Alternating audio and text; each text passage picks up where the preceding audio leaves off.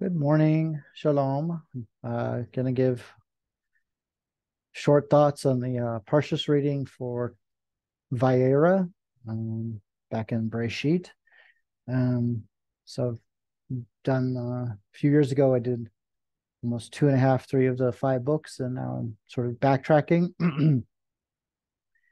And I always want to take this approach is to like imagine you're picking up the Torah for the first time, the Bible, even in English, and you're trying to read it. So trying to go through some of the questions that would, pop in one's mind, or at least my mind.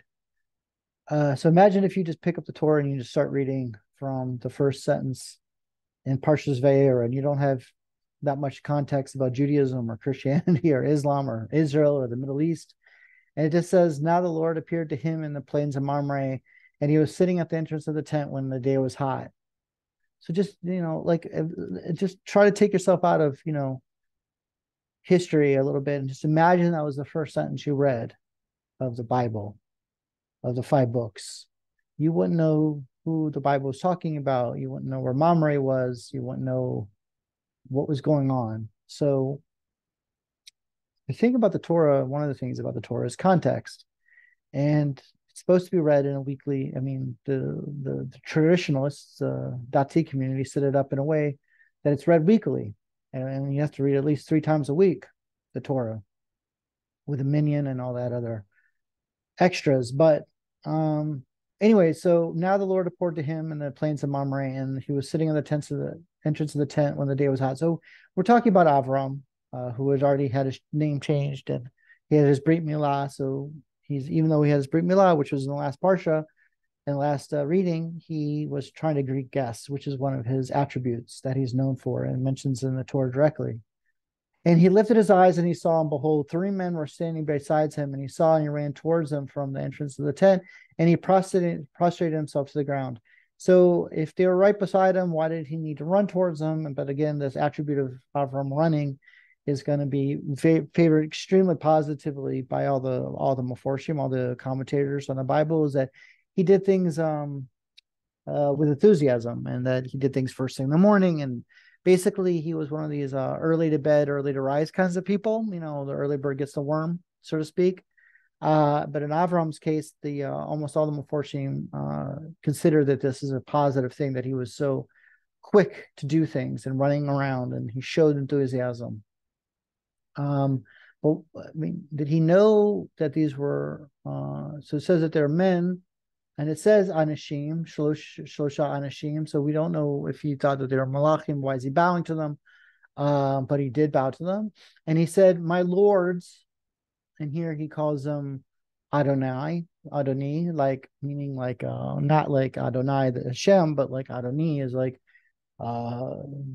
gentleman. It's like calling somebody like a gentleman, like, or high official, sort of like a judge.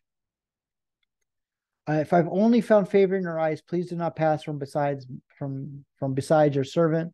Please let a little but water be taken and bathe your feet and recline under the tree. So he's basically invited him in for hospitality, biblical hospitality. And I'll take a morsel of bread and sustain your hearts. Afterwards you shall pass on, because you have passed by your servant. And they've said, so shall you do as you have spoken.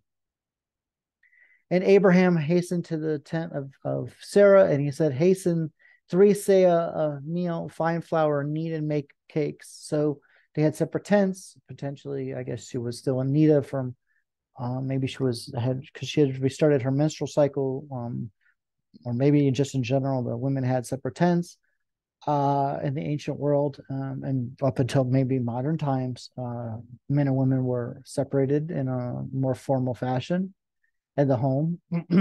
and to the cattle did Avram run, and he's running, and he took a calf tender and good and gave it to the youth, and he hastened to prepare it. And the youth here will be Ishmael, though the Torah doesn't say it. The Rashi and other Meforshim say that it was Ishmael, because who else would it be?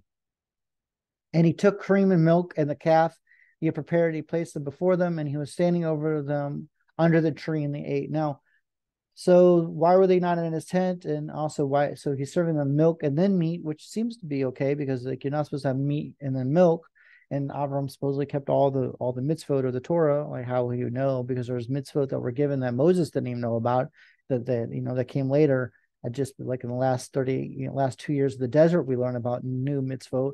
So I'm not sure how the patriarchs, the Talmud says that, or the many Meforshim say that they kept all the mitzvot, but I don't know, there's mitzvot that didn't apply to them. But anyhow, putting all that aside, again, if you're just reading this for the first time, you wouldn't even know that what the commentators necessarily think about these verses. So he took cream and milk and then the calf, but this is some sort of kosher because he did milk and then meat, which you don't have to wait between. And he's being a good host. And they said to him, "Where is Sarah, your wife?" And he said, "Behold, in the tent." And he said, "I will surely return to you at this time next year, and behold, your wife Sarah will have a son." And Sarah heard from the entrance of the tent, and it was behind him. Now Sarah and Abraham and Sarah were old, coming on in years. Sarah had ceased to have the way of the women. Oh, so she wasn't Anita. So, like, again, this begs the question why she was in a separate tent. And Sarah laughed within herself, saying, "After I have become worn out, will I have smooth flesh? And also my master is old." And this is, so she said, "V'titzechak, titzechek."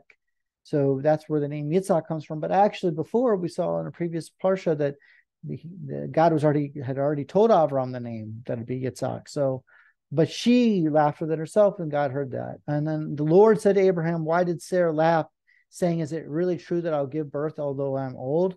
Now, Abraham didn't repeat exactly what Sarah had said, I guess for shalom bayis, for family peace, because she had actually said, "Not only am I old, but also my master's old," meaning Abraham's also old. So, but God changes the words of what she said, and I guess a little bit kind of to protect the family unity.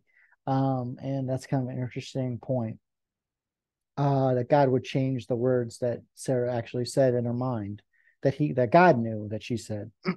"Is anything hidden from the Lord? At the appointed time, I'll return to you at this time next year, and Sarah will have a son." So it's an interesting answer to the question, and that really ends the first Aliyah. So we already have a build up to the birth of Yitzhak.